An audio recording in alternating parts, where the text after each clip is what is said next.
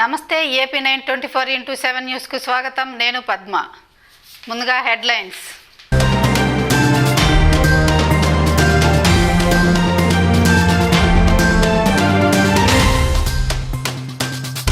ఈ విద్యా సంవత్సరం మొదటి విడత జగనన్న వసతి దీవెన నగదు బదిలీ కార్యక్రమాన్ని ప్రారంభించిన ముఖ్యమంత్రి వైఎస్ జగన్మోహన్ రెడ్డి. వసతి గృహాల్లో ఉండి విద్యను అభ్యసించే విద్యార్థులకు లబ్ధి చేకూరేలా జగనన్న వసతి దీవెన కార్యక్రమాన్ని ముఖ్యమంత్రి వైఎస్ జగన్మోహన్ రెడ్డి క్యాంపు కార్యాలయం నుండి ప్రారంభించారు. వీడియో సమావేశం ద్వారా అన్ని జిల్లాల సాంఘిక సంక్షేమ శాఖ అధికారులు, జిల్లా కలెక్టర్లు ఈ సమావేశంలో పాల్గొన్నారు.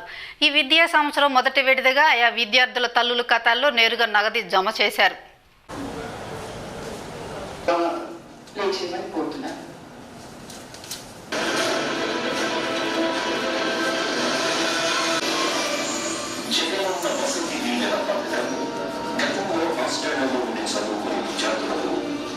సామాజిక సంఘంలో ఉండాలి. ఉన్నత విద్య అభ్యసించే విద్యార్థులందరి బాధ్యతను తన ఉద్యోగంపై వేసుకున్నారు ముఖ్యమంత్రి జగన్మోహన్ రెడ్డి. జగనన్న వసతి దీవెన ద్వారా ఉన్నత విద్యను అభ్యసిస్తున్న యువతీ యువకులకు ఆర్థిక సాయం అందించి వారి జీవితాల్లో విద్యా సుగంధాలు పూరిస్తున్నారు. జగనన్న వసతి దీవెన ద్వారా ఏటా 2 విడతల్లో విద్యార్థుల తల్లుల ఖాతాల్లోకి డబ్బులు జమ చేస్తోంది జగనన్న ప్రభుత్వం. ఐటీఐ విద్యార్థులకు 10,000 రూపాయలు, పాలిటెక్నిక్ విద్యార్థులకు 15,000, డిగ్రీ పై స్థాయి కోర్సులు చదివే విద్యార్థులకు 20,000 రూపాయల చొప్పున అందజేసి వారి చదువులకు అండగా నిలుస్తుంది. గత ప్రభుత్వం విద్యార్థులకు చెల్లించాల్సిన 237 కోట్ల రూపాయల బకాయిలను జగనన్న ప్రభుత్వం చెల్లించింది. ఈ ఏడాది దాదాపు 149 కోట్ల రూపాయల వ్యయంతో సుమారు 11 లక్షల మంది విద్యార్థుల జీవితాలను వెలుగులు నింపుతున్నారు ప్రియతమ ముఖ్యమంత్రి జగన్మోహన్ రెడ్డి. జగనన్న వసతి దీవెన కార్యక్రమం ద్వారా మరొకసారి విద్యార్థులకు ప్రధానంగా తల్లిదండ్రులు ఎవరైతే తమ బిడ్డల బంగారు భవిష్యత్తు కోసం ఎన్ని కష్టాలైనా కూడా ఈరోజు ఉంచుకొని బిడ్డలకు బంగారు భవిష్యత్తు అందించాలని తాపత్రపడుతున్న ప్రతి తల్లిని ఈరోజు పూర్తిగా తీసుకొని వారికి వారి పిల్లలకు ఈరోజు మేనమామలాగా ముఖ్యమంత్రి గారు అండగా నిలబడుతూ పేదరికం విద్యకు అడ్డు కాకూడదు. ముఖ్యంగా ఉన్నత విద్యకు ఈ యొక్క పేదరికం వల్ల బంగారు భవిష్యత్తు చూడబడుతున్నటువంటి విద్యార్థులకు ఇది ఆటంకం కాకూడదనే ఆలోచనతో ఈరోజు ఈ యొక్క కార్యక్రమాన్ని రూపకల్పన చేస్తూ విద్యార్థులకు తోడుగా ఉన్నటువంటి గౌరవ ముఖ్యమంత్రి గారికి నిజంగా లక్షలాది మంది విద్యార్థుల తరఫున ఈరోజు వారికి కృతజ్ఞతలు తెలియజేసుకుంటూ చదువులే పిల్లలకు మనం ఇవ్వగలిగే ఆస్తి. చదువుల దీపాలు వెలిగిస్తేనే ఈ తరంతో పాటు భావి తరాల తలరాతలు కూడా మారుతాయని చెప్పి గట్టిగా నమ్మే ప్రభుత్వం మనది. ఈరోజు దేవుడి దయతో దాదాపుగా 9,78,578 మంది తల్లుల ఖాతాల్లోకి దాదాపుగా 10,89,302 పిల్లలకు మంచి జరిగేలా ఈరోజు నేరుగా తల్లుల ఖాతాల్లోకి ఈ సొమ్ము జమ చేస్తా ఉన్నాం. నిజంగా ఇది మంచి కార్యక్రమం. దేవుడు దయ వల్ల చేయగలిగే అదృష్టాన్ని దేవుడు ఇచ్చినందుకు దేవునికి రుణపడి ఉంటాను. ఈరోజు ఒక మంచి కార్యక్రమాన్ని ఈరోజు మనం చేస్తా ఉన్నాం. ఈ రోజు గురించి మాత్రమే కాకుండా రాబోయే రోజుల్లో మన పిల్లలు ప్రపంచంతో కూడా పోటీ పడి వాళ్ళందరూ కూడా గెలవాలి అన్న ఒక దృఢ నిశ్చయంతో రాష్ట్ర ప్రభుత్వం ప్రతి అడుగు కూడా ముందడుగులు వేస్తా ఉంది. పేదరికం కారణంగా ఏ ఒక్క విద్యార్థి కూడా ఉన్నత విద్యకు దూరం కాకూడదన్న లక్ష్యంతోనే జగనన్న విద్యా దీవెన కానివ్వండి, పూర్తి ఫీజు రీయింబర్స్మెంట్ చెల్లిస్తూ ప్రతి విద్యార్థికి తోడుగా ఉండే కార్యక్రమాలు కానివ్వండి, ఈరోజు వసతి దీవెన కార్యక్రమం కానివ్వండి, ప్రతి పిల్లాడికి చదువులు ఒకటే కాదు, ప్రతి పిల్లాడు ఆ పూర్తి ఫీజు రీఇంబర్స్మెంట్తో చదువు ఖర్చే కాదు, ఆ చదువు ఖర్చుతో పాటు ఈ ఉన్నత చదువులు చదివించాలి అని అంటే ఆ పిల్లలు వెళ్ళి అక్కడ హాస్టళ్లలో ఉండాల్సి వస్తుంది, ఇబ్బందులు పడే పరిస్థితి వస్తుంది. వారి బోర్డింగ్ వాకింగ్ ఖర్చుల కోసం ఆ పిల్లలు ఇబ్బందులు పడకూడదు. ఏ తండ్రి కూడా తమ పిల్లలను చదివించడం కోసం అప్పుల పాలయ్యే పరిస్థితి ఎక్కడా కూడా రాకూడదు. ఆ ప్రతి పిల్లాడు చదవాలి, చదివి మంచి డిగ్రీ సంపాదించినప్పుడే వాళ్ళ తలరాతలు మారుతాయి అని చెప్పి గట్టిగా దాన్ని ఈరోజు వసతి దీవెన జగనన్న వసతి దీవెన అనే కార్యక్రమానికి ఈరోజు నాంది పలుకుతాము. జిల్లాలో కరోనా నియంత్రణపై తీసుకుంటున్న చర్యలను జిల్లా కలెక్టర్ పోలా భాస్కర్ వివరించారు. కలెక్టరేట్లోని స్పందన సమావేశ మందిరంలో వైద్యులతో సమావేశం నిర్వహించిన ఆయన కరోనా రోగులకు అందిస్తున్న వైద్యం గురించి చర్చించారు. ఇండియన్ కాంటెక్స్ట్ లో మన పురాణ ఇతిహాసాల్లో ఒక మంచి చెడు అనేది ఎప్పుడు కూడా దే ఆర్ కో ఎగ్జిస్టెడ్. చెడు అనేది అబ్సల్యూట్ గా ఉండదు, మంచి అనేది అబ్సల్యూట్ గా ఉండదు. ఇంకా titrate oxygen according to FiO saturation levels. The target saturation should be 90 to 96%. Don't aim saturation more than 96% in COVID patients. Just 90 to 96 is enough. And titrate your levels when you go down every day. Include the saturation of the patient. So, exact cloning position, chest physiotherapy is also very important. ఏదో patient medical point of view oxygen therapy. Apart from that, what you have to know is second wave context లో కొద్దిగా చూస్తే critical గా ఉంది. అక్కడ ఈ standards ethics లేకపోతే ఏమవుతుంది, సొసైటీ మన మీద ఎంతో నమ్మకం పెట్టుకున్నప్పుడు. సో ఈ aspects please keep your mind. So first of all ఇక్కడ నేను చెప్పొచ్చింది ఇదే. సో ట్రీట్మెంట్ అనేది it's not so complicated. Covid patient treatment నా దృష్టిలో నాకున్న నాలెడ్జ్ ప్రకారం మీతో 2 సంవత్సరాలు పనిచేస్తున్నా. ఇంతకంటే భయంకరమైనటువంటి వ్యాధులు దానికి ఇచ్చే ట్రీట్మెంట్ చాలా complicated. Even for example heart related, cancer related, లేదా లంగ్స్ రిలేటెడ్, కిడ్నీస్ రిలేటెడ్, వీటికి సంబంధించిన ట్రీట్మెంట్ కంటే ఇది ఏమన్నా పెద్దదా? సో ఇంతకంటే చాలా కాంప్లికేటెడ్ ట్రీట్మెంట్స్ ఉన్నాయి, అవి మాత్రం చేయగలుగుతున్నాం. దీని ఊరినే ఇదే నేను చెప్పొచ్చేది. సో అందువల్ల నాకు ఇక్కడ అర్థమైంది ఏంటంటే పేషెంట్స్కి ఫస్ట్ ఆఫ్ ఆల్ కొద్దిగా confidence building is very important. For that some good attitude is required. ప్రతి డాక్టరు మీ డ్యూటీలో ఉన్నప్పుడు just act as a doctor. So పేషెంట్లో ఉన్నటువంటి ఆ సైకలాజికల్ కండిషన్ని మీరు కండిషన్ చేయాలి. సో మీరు కండిషన్ చేయాలంటే ముందు మీరు కండిషన్లో ఉండాలి, అంతే కదా. ఇప్పుడు మీరు కండిషన్లో లేకుండా వాడే కండిషన్లో పెడతారు మీరు పేషెంట్ని. కాబట్టి డాక్టర్గా మీరు ఇది ఇక్కడ కొద్దిగా బిహేవియరల్ ఆస్పెక్ట్స్ కూడా you have to keep in mind. కేవలం మెడికల్ ఆస్పెక్టే కాకుండా మీ యొక్క బిహేవియర్ ద్వారా కూడా పేషెంట్లో మనము మార్పు తీసుకురావచ్చు. సో ఈ బిహేవియరల్ ఆస్పెక్ట్ అంటే ఏమి ఇక్కడ ప్రధానంగా ఒక నమ్మకం కలిగించడం, నీకేం కదరా బాబు అని. నేను ఓపెన్గానే చెప్తుంటాను, నేను డాక్టర్ కాకపోయినా ఎన్నో మీరు టీవీలో నేను మాట్లాడి చూస్తూ చెప్తూ ఉంటాను, కోవిడ్ వల్ల ఎవరికి ఏం కాదు. ఒకవేళ ఏమన్నా అయిందంటే అది వాళ్ళు నెగ్లిజెంట్ వల్లనే, అంటే మా దృష్టిలో లక్షణాలు ఉన్నా పెట్టకపోవడం, అంటే మేమే పట్టుకోవాలా? వేరే రోగం ఏదైనా వస్తే పేషెంట్ బయటకు వచ్చి మరి నాకు ఇబ్బందిగా ఉందని చెప్పి చెప్పట్లేదా? సో ఈ కోవిడ్ విషయానికి వచ్చేటప్పటికి మరి ప్రజలు కూడా అప్రమత్తంగా ఉండకుండా, అప్రమత్తం అంటే జాగ్రత్తలు పాటించట్లేదు. రెండోది ఏదైనా సరే దానికి సంబంధించిన లక్షణాలు మరి వ్యక్తమైనప్పుడు మరి వెంటనే సెల్ఫ్గా మరి హోమ్ క్వారంటైన్లో ఉండి ఆ సమాచారం మనకి ఇస్తే మనం ఏదో పరీక్షలు చేస్తాం, నిర్ధారణ చేస్తాం, ఏదైనా పాజిటివ్ అయితే ట్రీట్మెంట్ ఇస్తాం తప్ప వేరేది ఏం కాదు. లేట్గా ప్రజెంట్ అయితే కేసులు ఎవరైతే ఏం చేయగలుగుతారు. సో అందువల్ల ఫస్ట్ ఆఫ్ ఆల్ మీకు నేను చెప్పదలుచుకున్నది యాజ్ ఎ కలెక్టర్, మీకు మీ సీనియర్స్ పేషెంట్ కేర్ ఆస్పెక్ట్లో they are better people than మీ. సో ఇక్కడ ఆక్సిజన్ ఎలా వాడాలి, రెమిడెసివిర్ ఎలా వాడాలి, లేకపోతే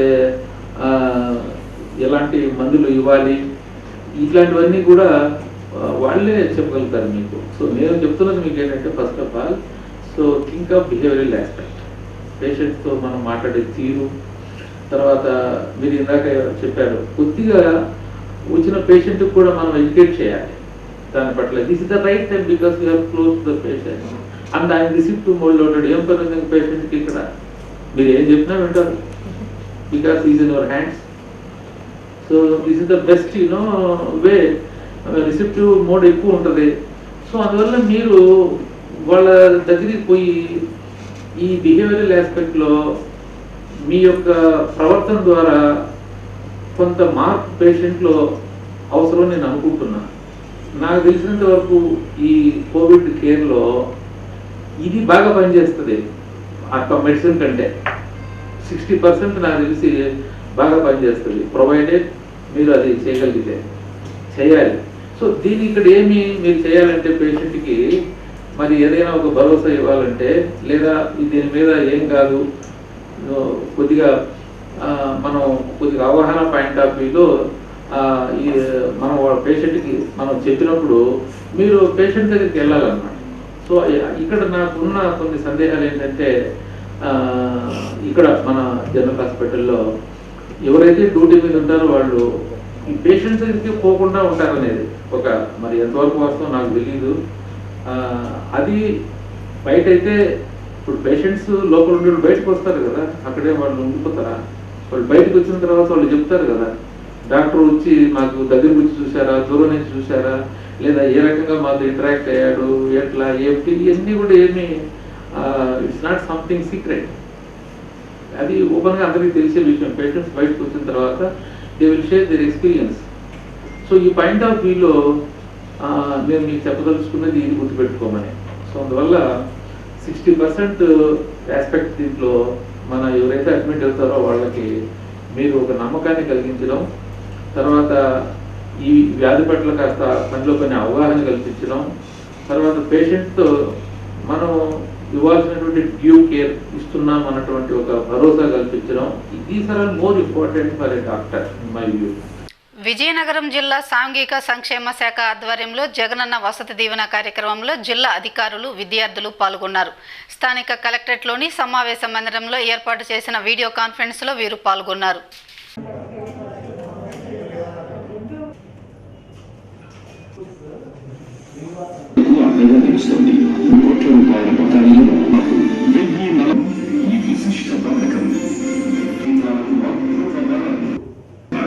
దీనివల్ల ఈబీసీ విద్యార్థులు 4 రెట్లు, బీసీ, కాపు, మైనార్టీ వర్గాల వారు 3 రెట్లు, ఎస్సీ, ఎస్టీ విద్యార్థులు 2.5 రెట్లు అధికంగా మెయింటెనెన్స్ ఛార్జీలను పొందుతున్నారు.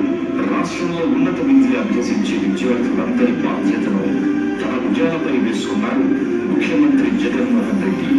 జగనన్న వసతి దీవెన ద్వారా ఉన్నత విద్యను అభ్యసిస్తున్నారు. పోటీ పడి వాళ్ళందరూ కూడా గెలవాలి అన్న ఒక దృఢ నిశ్చయంతో రాష్ట్ర ప్రభుత్వం ప్రతి అడుగు కూడా ముందడుగులు వేస్తూ ఉంది.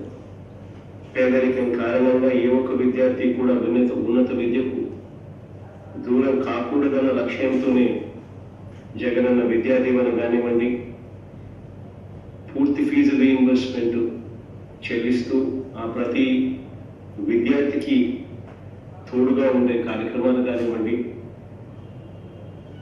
ఈరోజు వసతి దీవెన కార్యక్రమం కానివ్వండి, ప్రతి పిల్లాడికి చదువులు ఒకటే కాదు, ప్రతి పిల్లాడు ఆ పూర్తి ఫీజు రీయింబర్స్మెంట్తో చదువు ఖర్చే కాదు, ఆ చదువు ఖర్చుతో పాటు ఈ ఉన్నత చదువులు చదివించాలి అని అంటే ఆ పిల్లలు వెళ్ళి అక్కడ హాస్టల్లలో ఉండాల్సి వస్తుంది, ఇబ్బందులు పడే పరిస్థితి వస్తుంది. వారి బోర్డింగ్, లాడ్జింగ్ ఖర్చుల కోసం ఆ పిల్లలు ఇబ్బందులు పడకూడదు. ఏ తల్లి తండ్రి కూడా తమ పిల్లలను చదివించడం కోసం అప్పుల పాలయ్యే పరిస్థితి ఎక్కడా కూడా రాకూడదు. ఆ ప్రతి పిల్లాడు చదవాలి, చదివి మంచి డిగ్రీ సంపాదించినప్పుడే వాళ్ళ తలరాతలు మారుతాయి అని చెప్పి గట్టిగా నమ్మి ఈరోజు వసతి దీవెన, జగనన్న వసతి దీవెన అనే కార్యక్రమానికి ఈ విలువలన్నీ పలుకుతా ఉన్నాం. రేషియో ఒకసారి చూస్తే క్రాస్ ఎన్రోల్డ్ గాను ఆ తల్లులకు తమ్ముడిగాను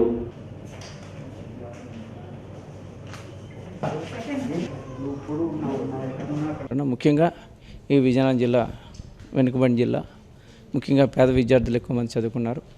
వాళ్ళందరికీ కూడా ఈ చేయూత ద్వారా ఏదైతే వసతి దీవెన ద్వారా కూడా లబ్ధి చేకూర్చాలనే ఉద్దేశంతో అధికారులు చేసిన కృషికి ప్రత్యేకంగా ధన్యవాదాలు తెలియజేసుకుంటూ, ఈ రాష్ట్రంలోని విద్య కోసం ప్రత్యేకంగా జగన్మోహన్ రెడ్డి గారు సుమారు 1,60,000 మంది విద్యార్థులందరికీ కూడా సుమారు 25,000 కోట్ల రూపాయలందరూ కూడా లబ్ధి చేకూర్చే విధంగా ఈరోజు ఏదైతే వసతి దీవెనతో పాటు మొన్ననే మరి విద్యా దీవెన కూడా ఇవ్వడం జరిగింది. సుమారు దానికి సంబంధించి 691 కోట్లు కూడా ఇవ్వడం జరిగింది. మరింత ప్రోత్సాహకాలను ఇస్తూ ఉన్నారు. ఇవి 3 కూడా మన జిల్లాకి, విజయనగరం జిల్లాకి చాలా చాలా చాలా అవసరమైనటువంటి శాఖలు. దానికి తగ్గట్టుగానే విద్యలో గత సంవత్సరంలో మనము పోటీపడి మిగతా జిల్లాల కంటే అత్యధికంగా సాధించాలి మార్కులు అని చాలా ప్రయత్నం చేయడం జరిగింది. బట్ కోవిడ్ కారణంగా 10వ తరగతి పరీక్షలు జరగకపోవడం కారణంగా మనమంటే ఏంటి అని ప్రతిభను చూపించుకోలేకపోయాం. మరి ఈసారి మనకుండేటటువంటి అవకాశాన్ని ఉపయోగించుకొని మనమేంటో, మన ప్రతిభ ఏంటో చెప్పుకోవడానికి ఒక అవకాశం కలుగుతూ ఉంది. రాబోయే రోజుల్లో ఏ విధంగా అయితే డాక్టర్ బిఆర్ అంబేద్కర్ గారు పెట్టినటువంటి ఆలోచన విధానంతో ఎంతోమంది నిరుపేద కుటుంబాల నుంచి బడుగు బలహీన వర్గాల పిల్లలు ఈరోజు అత్యధిక స్థాయిలో ఐఏఎస్లు, ఐపీఎస్లు, ఐఆర్ఎస్లు, సెంట్రల్ సర్వీసెస్లో ఏ విధంగా అయితే సాధించగలిగారో అదే పద్ధతిలో ఈరోజు గౌరవ ముఖ్యమంత్రి వైఎస్ జగన్మోహన్ రెడ్డి గారు పెట్టినటువంటి ఈ పథకాల వల్ల రాబోయే రోజుల్లో ఆ ఫలితాలు మనకు తెలుస్తాయి. నిజంగా ఆ పంట అందాలి అన్నప్పుడు కొంత టైం పడుతుంది. అప్పుడు తెలుస్తుంది తల్లిదండ్రుల యొక్క పరిస్థితి. ఈరోజు తల్లిదండ్రులు చాలామంది చాలా సంతోషంగా ఉన్నారు. వారు బిడ్డలు ఈరోజు పై స్థాయికి వెళ్ళి చదువుకొని ఈ ఆర్థికపరమైనటువంటి సౌకర్యాన్ని తీసుకొని ఎవరైతే పైకి ఎదగగలుగుతారో వాళ్ళ ఎదుగుదల వల్ల వాళ్ళు ప్రయోజకులు అయిన తర్వాత వాళ్ళు 10 మందికి సహాయం చేసే పరిస్థితి ఉన్నప్పుడు నిజంగా తల్లిదండ్రులు అత్యంతంగా వాళ్ళ యొక్క ఆనందాన్ని మనం వెలకట్టలేము. రాష్ట్రంలో కరోనా సెకండ్ వేవ్ విరుచుకుపడుతున్న వేళ రాష్ట్ర ప్రజలు అప్రమత్తంగా తగు జాగ్రత్తలు పాటించాలని వైసీపీ ఎమ్మెల్యే మాజీ మంత్రి ధర్మాన ప్రసాదరావు అన్నారు. కరోనా పరిస్థితులపై ఆయన కొద్దిసేపు మీడియాతో మాట్లాడారు. అందరికీ నమస్కారం. ప్రపంచవ్యాప్తంగాను, దేశవ్యాప్తంగాను, రాష్ట్ర వ్యాప్తంగాను కరోనా అనేటువంటి ఒక వైరస్తో వచ్చినటువంటి ఒక వ్యాధి మనకు కూడా తీవ్రంగానే ఉంది. అంటే మన జిల్లా కూడా. ఇలాంటి సందర్భంలో అందరం కలిసికట్టుగా ఎదుర్కోవాల్సినటువంటి సమయం ఇది. దీనికి గాను కేంద్ర ప్రభుత్వం, రాష్ట్ర ప్రభుత్వం, ప్రభుత్వ యంత్రాంగం, ప్రతినిధులు, ప్రజలు, డాక్టర్లు, ఆరోగ్య సిబ్బంది, హాస్పిటళ్ళు, వ్యాపారులు, పోలీసులు అందరికీ ఒక బాధ్యత ఉన్న విషయం మీకు ఈ సందర్భంగా జ్ఞాపకం చేస్తున్నాను. ఒకరు ఇంకొకరి పైన వైఫల్యాన్ని నెట్టి తద్వారా కాలక్షేపం చేద్దామనంటే ఇలాంటి సమయాల్లో మనం అనుకున్నటువంటి లక్ష్యాల్ని చేరలేమని మీకు ఈ సందర్భంగా మనవి చేస్తున్నాం. ముఖ్యంగా శ్రీకాకుళంలో పరిస్థితి, ప్రభుత్వం చాలా చర్యలు తీసుకుంది. రాష్ట్రంలో, దేశంలో ఎక్కడా లేని విధంగా గడిచిన కాలంలో కూడా కోవిడ్ వచ్చినప్పుడు కోవిడ్ నివారణకు, అదుపు చేయడానికి ప్రభుత్వం తీసుకున్నటువంటి చర్యలను మీరు చూశారు. ఎక్కడ వెనుకాడే ప్రశ్న లేకుండా దేశంలోనే బాగా చేసింది ఆంధ్రప్రదేశ్ వైఎస్ఆర్ కాంగ్రెస్ పార్టీ ప్రభుత్వం అనే పేరు తెచ్చుకున్న విషయం మీకు జ్ఞాపకం చేస్తున్నాను. ఇప్పుడు కూడా రాష్ట్ర ప్రభుత్వం, ముఖ్యమంత్రి గారు, తీసుకున్నటువంటి నిర్ణయాలు మీరందరూ పత్రికల్లో చూస్తున్నారు, టీవీల్లో చూస్తున్నారు, ప్రభుత్వ యంత్రాంగం చెప్పినప్పుడు వింటున్నారు. కానీ అమలు జరిగేటప్పుడు మనం పూర్తిగా సహకరించాల్సినటువంటి అవసరం ఉందని సందర్భం మనం చేస్తున్నాం. మొట్టమొదటిగా కోవిడ్ వచ్చినటువంటి పేషెంట్ ఏం చేయాలి? ప్రభుత్వం చేసినటువంటి ఏర్పాట్లో భాగంగా 104కి మీరు ఫోన్ చేస్తే చాలు. మీరేం చేయాలో ప్రభుత్వ యంత్రాంగం, డాక్టర్లు, సిబ్బంది, జిల్లా యంత్రాంగం మీ పట్ల శ్రద్ధ తీసుకొని కార్యక్రమం చేస్తుంది. కోవిడ్ ఇన్ఫెక్ట్ అయినటువంటి ప్రతి ఒక్కరూ హాస్పిటల్లో చేరాల్సిన అవసరం లేదని మనకు డాక్టర్లు అందరూ చెప్తూ ఉంటారు. కొంతమంది హోమ్ ఐసోలేషన్లో ఉండొచ్చు, కొంతమంది కేవలం హాస్పిటల్లో చేరి రెస్ట్ తీసుకోవచ్చు, కొంతమంది ఆక్సిజన్ సరఫరా అవసరం ఉంటుంది, కొంతమందికి వెంటిలేటర్ సపోర్ట్ అవసరం ఉంటుంది. మన జిల్లాలో ఇవన్నిటికీ సూచనలు 104లోనే మీకు చేస్తారు. ఒకవేళ మీరు ఇంటి వద్దే ఉండాల్సినటువంటి స్థితి మీరు ఉందని 104లో ఉన్నటువంటి సిబ్బంది కానీ నిర్ణయిస్తే ఇంటి వద్దకు మీకు కావాల్సినటువంటి మెడిసిన్స్ ఆ గ్రామంలో మీ ఇంటి వద్దకు తెచ్చి మెడిసిన్స్ని అందించేటువంటి పని చేస్తారు. మీరు భయపడాల్సినటువంటి అవసరం ఎందుకు అని అంటారు. నేను ఊరకనే అటు ఇటు పరుగులు తీయాల్సిన పని లేదు అని అంటాను నేను. నెంబర్ 2, హాస్పిటల్కి కూడా మీరు ఏ హాస్పిటల్కి వెళ్ళాలి, ఎక్కడ చేరాలి, మీకు బెడ్ ఎక్కడుంది అనేటువంటి విషయం కూడా 104లోనే మీకు డైరెక్ట్ చేస్తారు. హాస్పిటల్కి వెళ్ళాల్సినటువంటి అవసరం ఉందా లేదా అసెస్మెంటు మీరు చెప్పినటువంటి సిమ్టమ్స్ని బట్టి వాళ్ళు చేస్తారు. ఇప్పుడు మన జిల్లాలో అనేక ప్రైవేట్ హాస్పిటల్ను కూడా ప్రభుత్వం తన ఆధీనంలోకి తీసుకుంది. మన జిల్లా కలెక్టరు వారి ఆధీనంలోకి తీసుకున్నారు.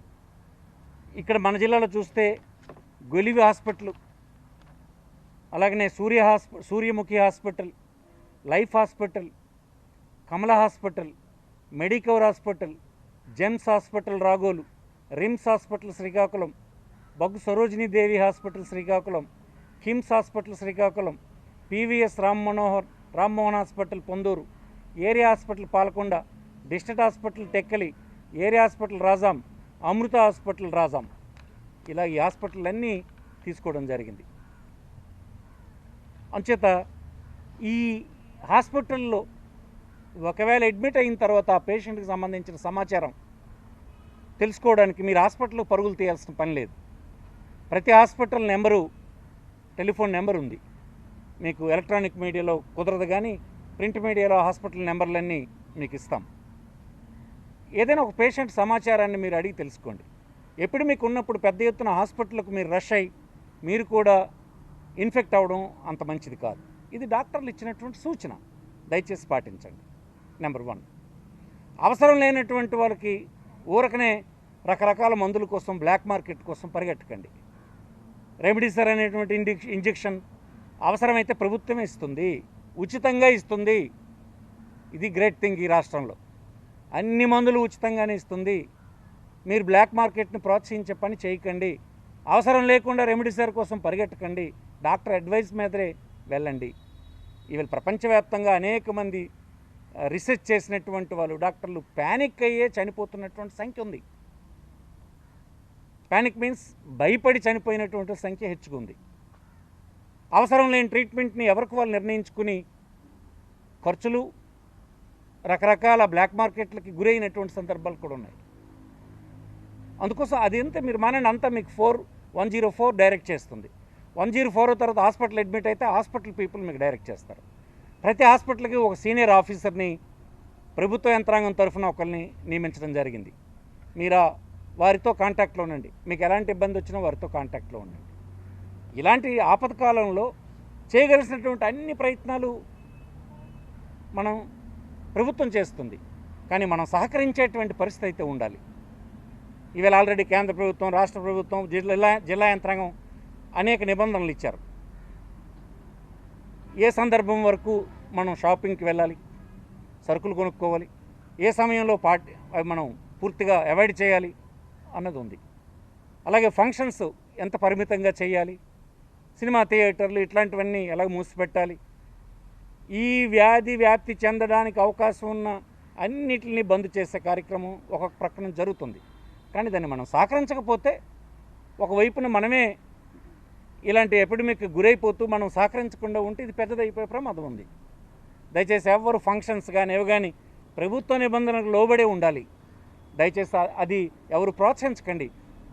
సమాజం పట్ల బాధ్యత కలిగినటువంటి వాళ్ళు ఎవరైనా సరే ఇలాంటి ఆపదకాలంలో ప్రభుత్వం అధికారులు ఇచ్చినటువంటి ఆదేశాలను తూచా తప్పకుండా పాటించాలి. నిజానికి ప్రభుత్వం అన్నీ మీకు చేస్తే ఆహారం, అందులో ఉన్నటువంటి వారి ఆహారం క్వాలిటీ ఫుడ్ పెట్టడం జరుగుతుంది. తప్పనిసరిగా ప్రతిరోజు నాన్ వెజిటేరియన్ ఫిష్ కానీ, ఎగ్స్ కానీ, మటన్ కానీ, చికెన్ కానీ ఏదో ఒకటి పెట్టే పని జరుగుతుంది. బ్రేక్ఫాస్ట్ ఇస్తున్నారు, లంచ్ ఇస్తున్నారు, డిన్నర్ ఇస్తున్నారు, టీ ఇస్తున్నారు. దయచేసి దేనికోసం ప్యానిక్ కావద్దని మీకు ఈ సందర్భం మనవి చేస్తుంది. ఇది మరి కొద్ది కాలంలో అదుపు అవుతుందన్నటువంటి విషయాన్ని ప్రపంచవ్యాప్తంగా శాస్త్రవేత్తలు చెప్తున్నారు. మనకండే దేశాలు ముందు ఎఫెక్ట్ అయినటువంటి దేశాల్లో కూడా ఇదే జరిగింది. మనం కూడా పెద్ద ఎత్తున వ్యాక్సినేషన్ కోసం కార్యక్రమాన్ని రూపకల్పన చేసాం.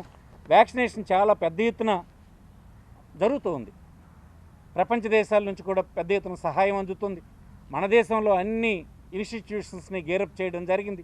మన రాష్ట్రంలో కూడా ఎక్కడ ఏ లోపం లేకుండా చేసే పని ప్రభుత్వ యంత్రాంగం చేస్తుంది. ముఖ్యంగా ఆక్సిజన్ కొరత ఉందని ఊరకనే పుకార్లు పుట్టించేదానికంటే రాష్ట్రంలో ఆక్సిజన్ బ్రహ్మాండంగా మనం సరఫరా చేయగలుగుతున్నాము. ఇది గుర్తుపెట్టుకోండి. ఆక్సిజన్ అక్కడ లేదు అనేటువంటిది అదొక భయానక వాతావరణాన్ని ఎవరు సృష్టించొద్దు. అనవసరమైనటువంటి వార్తల్ని ఇది చేయొద్దు మీరు. అలాగే ఆక్సిజన్ లెవెల్స్ తగ్గకుండా ఉండకముందే మీరు హాస్పిటల్స్కి రిపోర్ట్ చేయడం, 104కి రిపోర్ట్ చేయడం, తగిన అసిస్టెన్స్ని తీసుకోవడం వ్యక్తులుగా మనం చేయాల్సినటువంటి అవసరం ఉంది. వ్యక్తిగా మనం సహకరించాలి, సమూహంగా మనం సహకరించాలి, ప్రభుత్వ ఆదేశాలని పాటించాలి, టైం టు టైం మనం ఇన్స్ట్రక్షన్స్ అన్నిటిని అమలు జరిగేటట్టు చూసుకోవాలి. ఇది నేను చెప్పదలుచుకున్నాను.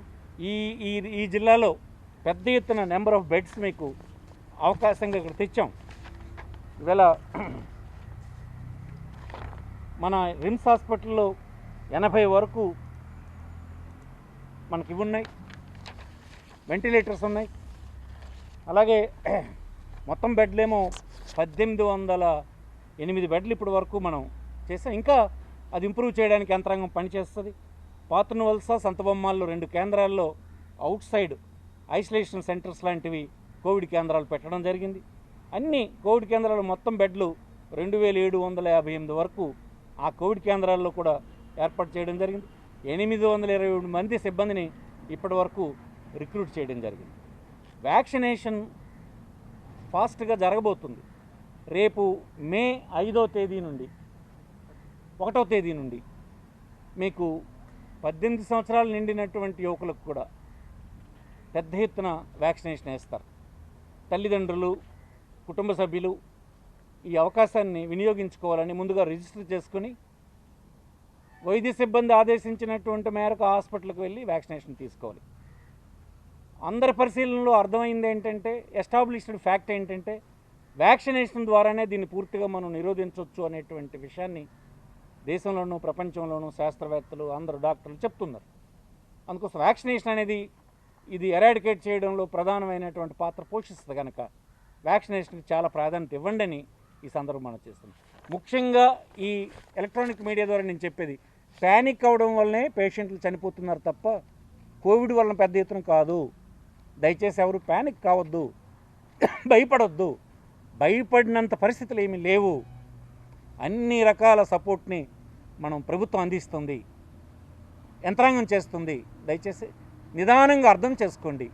అర్థం చేసుకొని హడావుడిగా కాకుండా గైడ్ చేసిన ప్రకారం చేయండి. అందరూ సేఫ్గా మనం ఉడిక్తాం. భగవంతుని దానికి ఇది కూడా సపోర్ట్ కూడా మనకు దొరుకుతుందని ఈ సందర్భంగా మనం చేస్తూ, ఇది పౌరులకు చేరాలని, ఈ విషయం పౌరులకు చేరవేయాలని, ఈ పరిస్థితులు అందరం కలిసి నెట్టుకు రావడానికి యునైట్ కావాలని ఈ సందర్భంగా కోరుతూ సెలవు తీసుకుంటున్నాను. నమస్కారం. రాష్ట్ర వైద్య ఆరోగ్య శాఖ ప్రిన్సిపల్ సెక్రటరీ అనిల్ సెంగల్ రాష్ట్రంలో నెలకొన్న కరోనా పరిస్థితులు, నివారణ చర్యలపై ప్రెస్ కాన్ఫరెన్స్ నిర్వహించారు. విజయవాడ ఆర్ఎండ్బి గెస్ట్ హౌస్లోనే నిర్వహించిన ఈ సమావేశంలో పలు విషయాలను వివరించారు. చేయడం ప్రారంభించాం. అయితే ఇప్పుడు రోజువారీగా కేసుల సంఖ్య కొంచెం మధ్య మధ్యలో పెరుగుతూ ఉంది. ప్రజల్లో కూడా ఎన్ని కేసులు వస్తున్నాయి, ఎన్ని మరణాలు వస్తున్నాయి, ఫెసిలిటీస్ ఏ విధంగా ప్రభుత్వం ఏర్పాటు చేసుకుంటూ ఉంది, ఎటువంటి నిర్ణయాలు ప్రభుత్వం తీసుకోవడం జరిగింది, ఇవంతా కూడా మళ్ళీ టైం టు టైం ఇప్పుడు కమ్యూనికేట్ చేసుకోవాల్సిన అవసరం అనిపించింది. కాబట్టి ఈ సమావేశం మనం ఏర్పాటు చేసుకున్నాం. అయితే ఫస్ట్ ఒక 2-3 ఫ్యాక్ట్స్, ఫిగర్స్. గత 24 గంటల్లో మనం 74,748 శాంపిల్స్ టెస్ట్ చేస్తే దాంట్లో 14,669 పాజిటివ్స్ అనేది తెలిసింది. అదేవిధంగా 71 డెత్స్ ఈ 24 గంటల్లో జరిగాయి. అంటే 19.62% పాజిటివిటీ, 0.48 ఏమో మోర్టాలిటీ. సో ఇట్లాగా మనం ఇప్పటి వరకు ఉన్నటువంటి మొత్తం పిక్చర్ చూసుకున్నట్లయితే 1,62,17,831 టోటల్ టెస్టులు నిర్వహిస్తే ఇప్పుడు వరకు 10,69,544 పాజిటివ్స్. అంటే ఓవరాల్ మనది ఇప్పుడు వరకు పాజిటివిటీ రేట్ అయితే ఉందో అది 6.59. అదేవిధంగా 7,871 టోటల్ డెత్స్, అంటే ఓవరాల్ మోర్టాలిటీ రేటు 0.74. సో ఇవి ఓవరాల్ మనకి పాజిటివిటీ టెస్టుల విషయం. చేసినటువంటి టెస్టులు అన్నీ కూడా ఆర్టీపీసీఆర్ టెస్టులు. ఎందుకంటే గవర్నమెంట్ ఆఫ్ ఇండియా కూడా టైం టు టైం తెలియజేసింది అంటే ఆర్టీపీసీఆర్ టెస్టులు ఎక్కువ చేస్తే మంచిది. ఆ ఉద్దేశంతో గవర్నర్లు, ముఖ్యమంత్రి వర్యులు 100% ఆర్టీపీసీఆర్ టెస్ట్ చేస్తే బాగుంటుంది అనేది ఒక నిర్ణయం తీసుకున్నారు. దానివల్ల ఇవన్నీ టెస్టులు కూడా ఆర్టీపీసీఆర్ టెస్ట్ మనం నిర్వహించాం.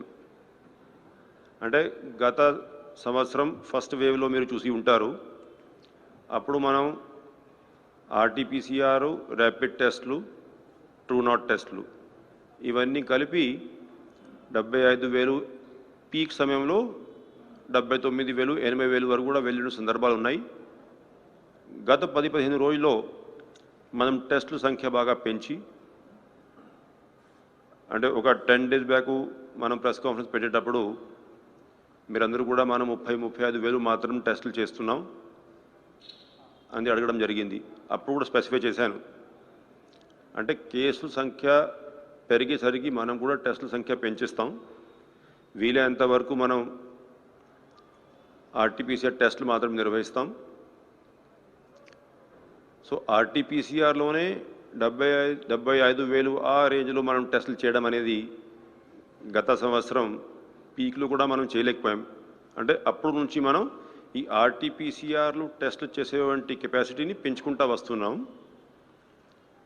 ఇంకా ఈ ట్రూ నాట్లో కూడా కొంచెం రిలయబిలిటీ బాగుంటుంది కాబట్టి ట్రూ నాట్ టెస్టులు కూడా చేస్తే బాగుంటుందనే ఉద్దేశంతో ఆ సిస్టమ్ అంతా కూడా వర్కౌట్ చేస్తున్నాం. రేపు ఎల్లుండి ఈ ట్రూ నాట్ టెస్టులు కూడా ప్రారంభించబోతున్నాం. అవి చేసుకున్నట్లయితే దాదాపు 4,000 టెస్టులు ట్రూ నాట్లు కూడా నిర్వహించే అవకాశం ఉంటుంది. రోడ్డు గుంతలైతే పర్వాలేదు, కానీ గుంతలే రోడ్డు అయితే ఎలా ఉంటుందో చూడాలంటే మన ప్రకాశం జిల్లాలోని చీమకుర్తి ఒంగోలు రహదారి చూస్తే సరిపోతుంది. రోజుకి ఎన్నో వేల వాహనాలు తిరిగే ఈ రోడ్డును ఇటు R&B అధికారులు, అటు గ్రానైట్ క్వారీల యజమానులు పూర్తిగా గాలి కొదిలివేశారంటున్నారు పరిసర ప్రాంత ప్రజలు. రహదారులు నాగరికతకు చిహ్నాలు, రహదారులు ప్రగతి పద సోపానాలు, ఇలాంటి స్లోగన్లు మనం చాలానే వింటూనే ఉంటాం. కానీ చీమకుర్తి ఒంగోలు రహదారిని చూస్తే మాత్రం ఔరా ఆ స్లోగన్లు ఎలా చెప్పారంటూ అనుమానం రాకమానదు. చీమకుర్తి ప్రపంచ ప్రసిద్ధి చెందిన గెలాక్స్ గ్రానైట్కి ప్రసిద్ధి. ప్రపంచ వ్యాపార రంగంలో చీమకుర్తికి ఉన్న పేరేంటో తెలియని వారు ఉండరు. అదొక మహాపట్టణమని అనుకుంటారు. కానీ సరైన రోడ్లు లేని పంచాయతీ అని తెలుసుకొని అవాకవక మానరు.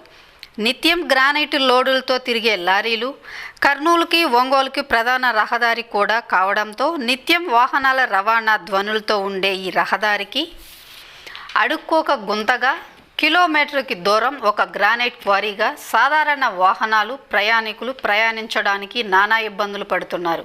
గ్రానైట్ వ్యాపారంపై వచ్చే ఆదాయాన్ని తప్ప అక్కడ ఏర్పడుతున్న శబ్ద, ధూళి కాలుష్యాలను కాలుష్య నియంత్రణ మండలి వారు కానీ, ఇటు ప్రభుత్వాలు కానీ పట్టించుకునే దిక్కు లేదంటున్నారు స్థానికులు. రహదారులు, భవనాల శాఖ కూడా ఏదో తూతూ మంత్రంగా రోడ్లు మరమ్మతులను చేపడుతున్నారే తప్ప శాశ్వత పరిష్కారంగా సరైన నిర్మాణం చేపట్టలేదంటూ ఆవేదన వ్యక్తం చేస్తున్నారు పరిసర ప్రాంత ప్రజలు. ఇప్పటికైనా సంబంధిత అధికారులు, ప్రభుత్వం స్పందించి చీమకుర్తి ఒంగోలు రహదారి పరిస్థితిని మారుస్తారేమో వేచి చూద్దాం. నమస్కారం అండి. ఇప్పుడు మనము చీమకుర్తి నుంచి ఒంగోలు వెళ్ళేటువంటి ఈ రహదారిలో ఉన్నాము. ఇక్కడ ఈ రహదారి అనేది కొన్ని వేల కోట్ల రూపాయల బిజినెస్ జరిగేటువంటి చీమకుర్తి నుంచి గ్రానైట్ అనేది ప్రపంచంలోనే అత్యంత విలువైన గెలాక్సీ గ్రానైట్ ఉన్నటువంటి చీమకుర్తిలో పైగా ఇటువంటి రహదారి అనేది ఇలా ఉంది. ఇక్కడ ప్రపంచంలోనే వేరే వేరే దేశాల నుంచి కూడా మన దగ్గరికి విదేశీయులు కూడా మన దగ్గరికి గ్రానైట్ గురించి వస్తూ ఉంటారు. ఇలాంటి ప్రపంచ ప్రఖ్యాతిగాంచినటువంటి గ్రానైట్ ఉన్నటువంటి చీమకుర్తి రహదారి ఇంత దారుణంగా ఉండటం అనేది కూడా చాలా బాధాకరంగా ఉంది. అందులో ఇక్కడ వందల టన్నుల ఉన్నటువంటి గ్రానైట్ కూడా లారీలు కూడా ఇక్కడ తిరుగుతూ ఉంటాయండి. పైగా ఏంటంటే ఇక్కడ గర్భిణీలు, ఇటువంటి రోడ్లలో గర్భిణీలు తిరుగుతూ ఉంటారు, చిన్నపిల్లలు తిరుగుతుంటారు, కార్లలో వాళ్ళు తిరుగుతుంటారు. చూస్తున్నారు కదా మీరు ఎటువంటి ప్రాబ్లం అనేది పడుతున్నారు అనేది. పైగా ఇక్కడ పక్కనే ఈ గ్రానైట్కి సంబంధించి కూడా లారీ కాట అనేది ఉంది. ఇక్కడ మీరు చూస్తూ ఉన్నారు.